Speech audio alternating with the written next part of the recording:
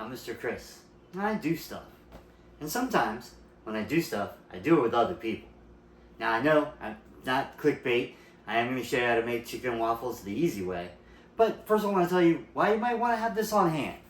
So, COVID's over, we're back out, we're doing stuff. Sometimes we have people over to our house, and we're hanging out. Maybe you got your buddy over and y'all have a few too many drinks so he crashes at your house. Or maybe you've got a friend over that you're hoping will stay over, and they're kind of teetering. You want to throw in that one extra point in your favor. Hey, I just got the ingredients. I can make us chicken and waffles in the morning. So it's actually pretty easy. So if you're going to say it, you got to do it, right? You got to make sure you make your friend that chicken and waffles to get over his hangover. You got to follow through on this. So I'll show you the basic setup here. I like to use a small baking sheet, but I like to have the drying rack in it so that it's not directly on the bottom pan. I like to have my syrup out ahead of time. I like room temperature syrup. I don't know if that's your thing. If not, you could always go with keeping it straight out the fridge. It's a little thinner when it's room temperature. Also, you gotta have a butter dish. And I like my butter room temperature. So you gotta make sure you got some butter in there. Now, most importantly, and this one will let you class it up. I got a couple classing it up hints in here.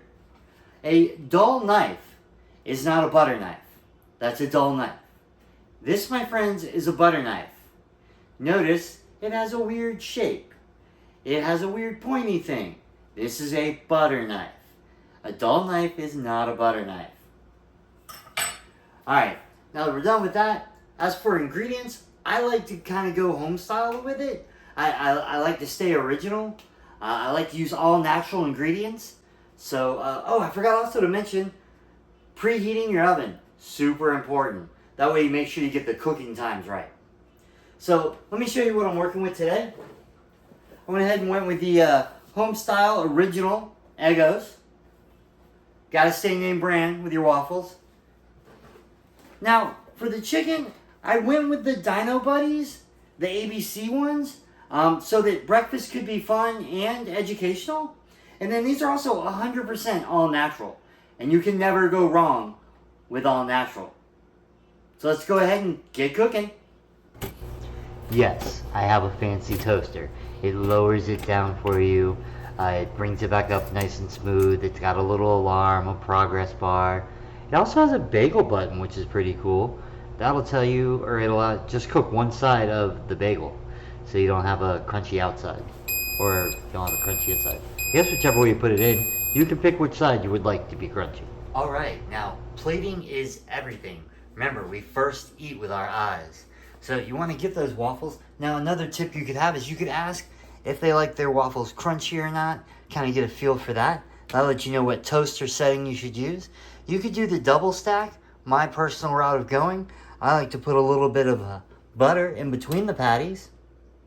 That way you get a little bit extra yumminess in the center. Now, this is my preferred method, but I've also seen this presented in this fashion, kind of the off-center stack.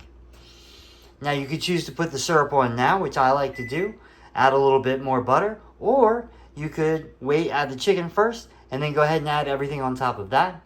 So let's go ahead and see what that looks like once we've got it all together. Now, you have to remember, with the power of plating comes great responsibility. There's a couple ways you could go with this. Say it's your buddy who's staying over. What do you want to tell him? Maybe you want to drop him a hint, like, go home. Be nice and subtle about it. Now, what if it's the person you wanted to stay over?